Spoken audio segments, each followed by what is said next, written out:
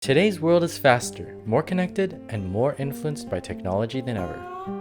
For better or worse, it controls almost every facet of our lives.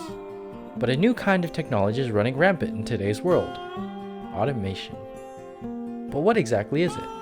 Automation is the use of primarily self-operating equipment to streamline tasks. For decades, the widespread adoption of machines concerned the public, who feared oppressive robots would strip workers of their jobs. A typical factory in the mid-20th century looked like this.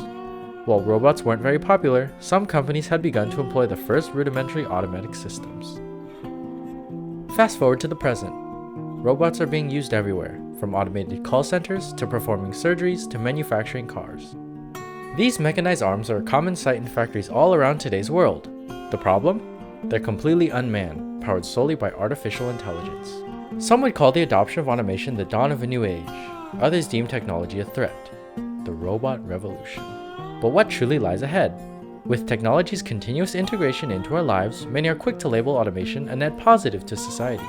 However, with the unfavorable consequences outweighing the benefits, the use of robots in the workforce should be closely regulated to ensure worker prosperity. To most corporations, why not switch over to a machine? With recent developments in artificial intelligence, robots can learn and make decisions for themselves, steadily becoming more capable and cheaper than human workers in the long run. From automation alone, an estimated $15.7 trillion will be added to the global GDP by 2030, a boost of 14%. This increase is mainly attributed to the machine's operational costs only requiring a fraction of the money a salaried worker is paid. Alongside drastic increases in profits, robots boost time efficiency and productivity. In 1900, the average workweek was about 70 hours. By the 21st century, however, significant use of mechanization and automation would cut that number to 40. Furthermore, by 2025, robotization would boost productivity by up to 30% in many industries and lower total labor costs by 18% or more in the world's biggest exporting countries, such as the United States, Germany, China, and Japan. Finally, while not a full compensation for the lost jobs, many industries can implement automation while still creating careers. There are always going to be other positions available that people can train for. But really, you're competing with other countries around the world, so you may protect them here, but in other countries, they're going to try to produce their products as cheap as possible. So if automation is the key, that's something that they'll do. This is especially true in China, which has been at the forefront of automation and artificial intelligence technologies. This warehouse is a service center built by one of their largest online retailers. Do you see it? Or rather, do you not see it? With complete automation, the factory is devoid of life. No workers, no humans. This is the JD.com Lights Out Distribution Center, run solely by machines day in, day out. Who's to say companies in America like Amazon won't adopt similar technology?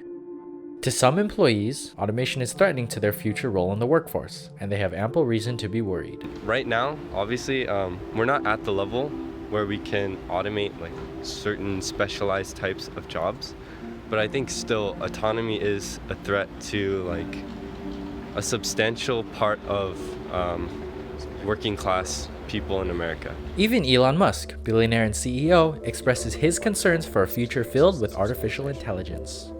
AI is a fundamental risk to the existence of human civilization. Many others are hesitant on allowing machines into our workforce.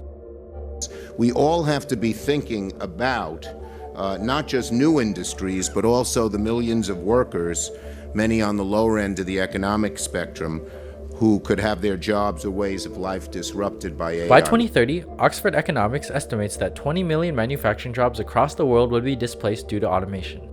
The United States is a significant part of that trend, with more and more companies implementing robots to speed up production.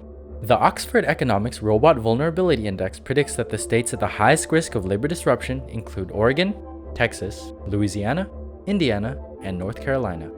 Robots aren't just invading the manufacturing industry, they're also beginning to enter the service sector. With advances in artificial intelligence, robots will break into the healthcare, retail, hospitality, transport, and construction industries before we know it.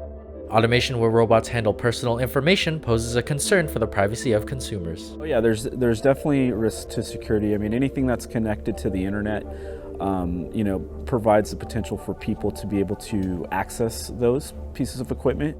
The biggest question is, how do we address this eminent issue? How could we experience the benefits of automation while still exercising caution?